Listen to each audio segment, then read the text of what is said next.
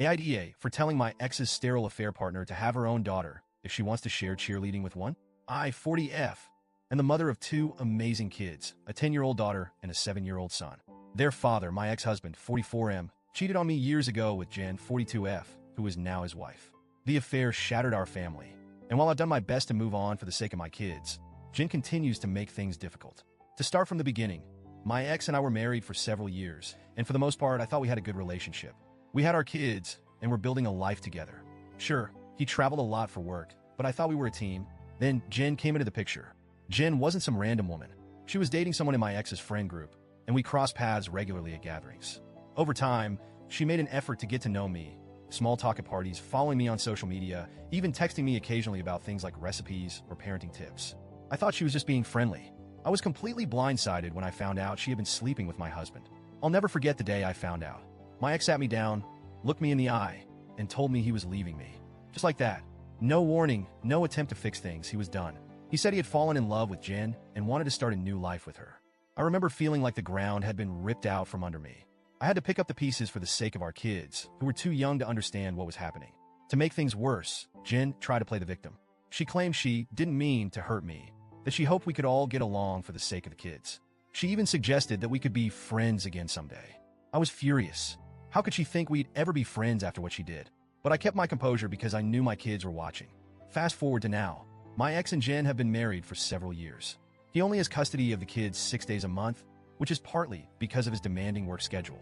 He travels out of state frequently, so this arrangement keeps the kids with the parent me most of the time. Jen has no biological children of her own. She and my ex made a point to tell me early on that she's sterile. I never asked, but they brought it up, hoping I'd share the kids more and encourage them to see Jen as a second mom. I made it clear from the start that I wasn't interested in co-parenting with Jen. She's not their mother, and she never will be. I've always supported my kids having a relationship with their dad, but Jen's involvement is not something I'm willing to facilitate. I've kept things civil for the sake of the kids, but I've also set firm boundaries. Jen, however, doesn't seem to respect those boundaries. Which brings us to the current issue. Jen was a cheerleader in her youth, apparently a very enthusiastic one. She volunteers with local cheer programs and has been trying to get my daughter into cheerleading for a while now. My daughter is not interested. She's more into art and science, and while she's tried a few sports, cheerleading has never been on her radar. A couple of weeks ago, my daughter came to me visibly upset. She told me Jen had been pressuring her to join a cheer program and that her dad was backing Jen up. She said they'd been talking about it during her last visit, and Jen kept going on about how much fun it would be and how it was something they could do together. My daughter told them she didn't want to, but they wouldn't let it go. She asked me to step in and help. As part of our custody agreement, decisions about extracurricular activities need to be agreed upon by both parents. So, I reached out to my ex through the parenting app we use and told him our daughter would not be joining cheerleading unless she wanted to. I emphasized that she'd already expressed her lack of interest and that they needed to respect her wishes. Instead of responding on the app like he's supposed to, he sent me a series of angry texts. He accused me of ruining things, said I was being unreasonable, and called me a bunch of names I won't repeat here. Then Jen got involved. She tried calling me, but I didn't answer. I don't see the point in engaging with her directly. But a few days later, I ran into her at a store, and she decided to confront me in person. It started off somewhat civil. She said she felt like I was punishing her by not letting her bond with the kids. She went on about how she's been in their lives for years, and how she has every right to share things like cheerleading with them. I told her, calmly at first, that she doesn't get to force my kids into activities they don't want to do. I said our daughter isn't interested in cheerleading, and that's the end of it. But Jen wouldn't let it go.